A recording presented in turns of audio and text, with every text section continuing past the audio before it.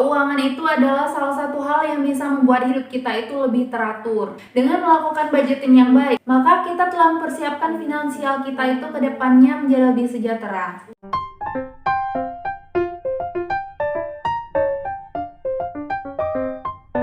Halo semuanya, Assalamualaikum, welcome back, aku Fanny Melin.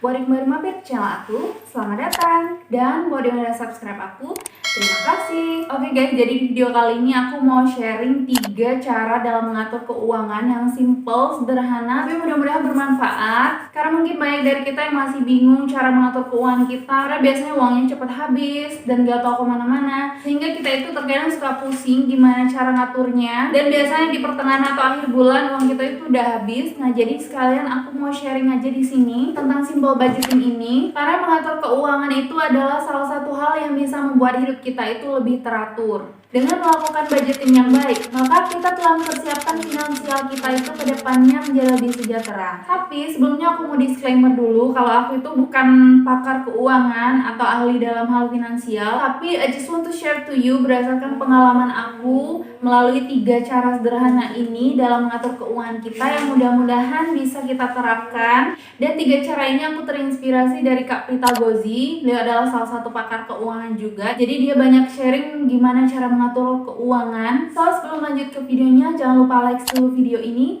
Just keep on watching.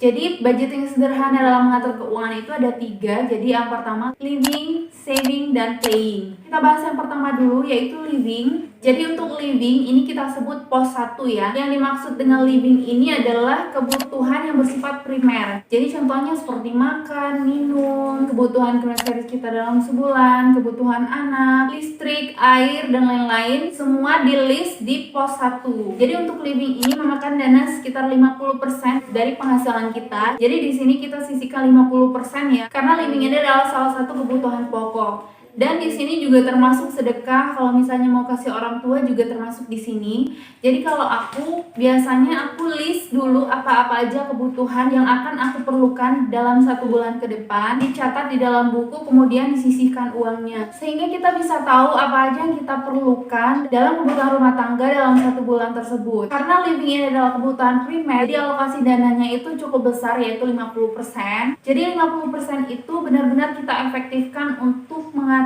kebutuhan primer kita.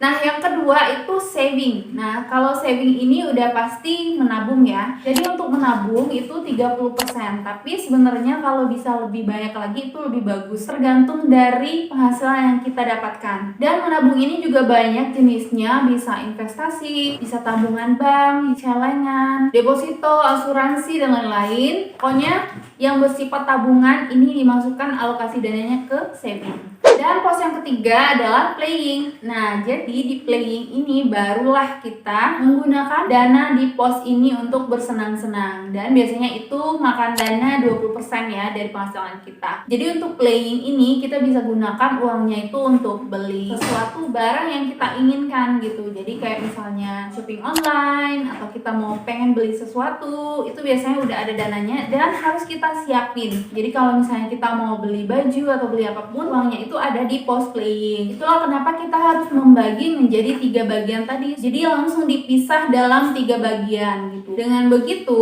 keuangan kita itu jadi lebih teratur. Kita juga tahu kemana arah uangnya itu. Dan kalau misalnya kita udah nerapin 3 cara ini, mudah-mudahan keuangan kita per bulannya itu akan menjadi lebih teratur. Karena kalau misalnya kita nggak bisa ngaturnya, yang ada nanti pada pertengahan atau sebelum akhir bulan uangnya itu udah habis kemana-mana, kita nggak tahu. Dan ujung-ujungnya nanti kita malah mengandalkan utang. Karena keinginan kita itu lebih besar, sedangkan kebutuhan kita juga banyak. Jadi pembagiannya itu benar-benar 100%. Jadi 50% untuk living, saving 30%, dan playing 20%. Jadi cara sederhananya seperti itu. Tapi kalau misalnya kita mau bikin sinking funds, itu juga bagus. Jadi sinking funds itu adalah dana yang sudah disiapkan untuk dikeluarkan di masa yang mendatang. Jadi untuk sinking funds ini adalah dana saving ya. Jadi kita sisihkan di situ. Jadi untuk sinking funds di sini kita misalnya mau sisihkan di 4 alokasi dana ya. Jadi misalnya kayak kurban, yang pertama itu kurban misalnya, yang kedua itu lebaran, yang ketiga itu misalnya kebutuhan anak, dan yang keempat itu liburan. Nah, di setiap masing-masing item tersebut kita langsung kasih budget. Untuk item tersebut tergantung kita mau budgetnya berapa. Kayak misalnya contohnya untuk liburan, misalnya kita kasih budgetnya 5 juta. Artinya berapa hari yang harus kita tabung dalam sebulan itu. Dan dalam jangka waktu tertentu, biasanya itu 1 tahun, barulah kita ambil dananya. Sehingga dana-dana seperti ini itu tidak mengganggu tabungan utama kita. Nah, satu lagi, jangan lupa sisihkan untuk dana darurat juga. Kita bisa tempatkan itu di living atau saving, jadi bisa kita sisihkan ke dua pos tersebut. Oke guys, jadi segitu aja videonya. Semoga bermanfaat dan bisa membantu kita mengatur keuangan kita menjadi lebih bagus dan lebih teratur lagi. Jangan lupa like, komen, dan subscribe video aku. Dan terima kasih yang udah nonton video ini. Sampai ketemu lagi di video aku selanjutnya. See you next time.